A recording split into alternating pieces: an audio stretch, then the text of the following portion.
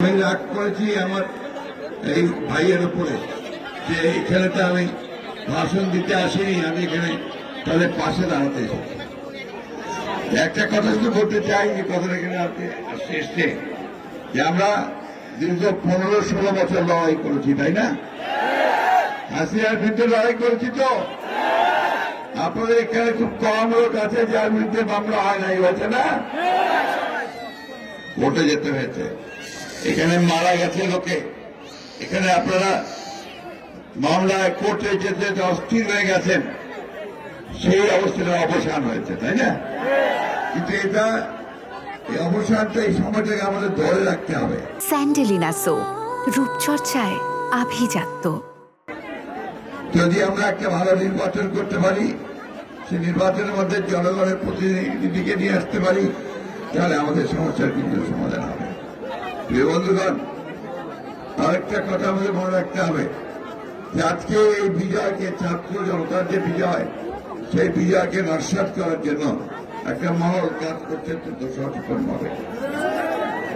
আমাদের মধ্যে আবার বিরোধ সৃষ্টি করার চেষ্টা করছে, আমাদের কিছু কিছু লোকের নামে বিভিন্ন রকম কথা বলে পত্র পত্রিকায় বিএনপির ভাবমূর্তি নষ্ট করার চেষ্টা করছে। এইখান থেকে সবাই বিরত থাকবেন।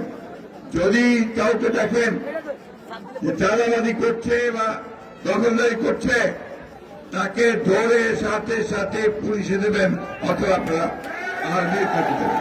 এই ব্যাপারে আমাদের কোন রকমের কোন সুপারিশ থাকবে না। আমরা পরিষ্কার, বিএনপির কোন লোক এটা করতে পারে না, আপনাদেরকে এটা প্রতিরোধ করতে হবে। বন্ধুগণ, এই কথাটা মেসেজটা খুব ক্লিয়ার।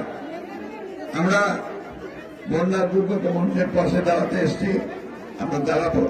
আরেকটা কথা আমি বলতে চাই, নতুন সরকার মাত্র 20-22 দিন বয়স হয়েছে, একে আমাদের সময় দিতে হবে যে সে যেন একটা সুষ্ঠু নির্বাচন করার মতো পরিবেশ তৈরি করতে পারে, তাই না?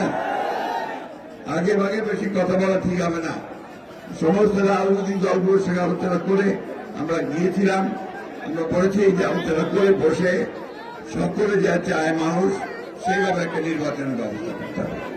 কিন্তু দ্রুততার সঙ্গে জনগণের যে দাবি, জনগণের প্রতিনিধির হাতে ক্ষমতা তুলে দিতে হবে, জনগণের সরকারের হাতে ক্ষমতা দিতে হবে। আমরা আজকে বক্তব্য বাড়াবো না। আমার মায়েরা খুব কষ্ট করছে, বাচ্চারা খুব কষ্ট পাচ্ছে, তাই অতি দ্রুত তাদের মধ্যে ত্রাণ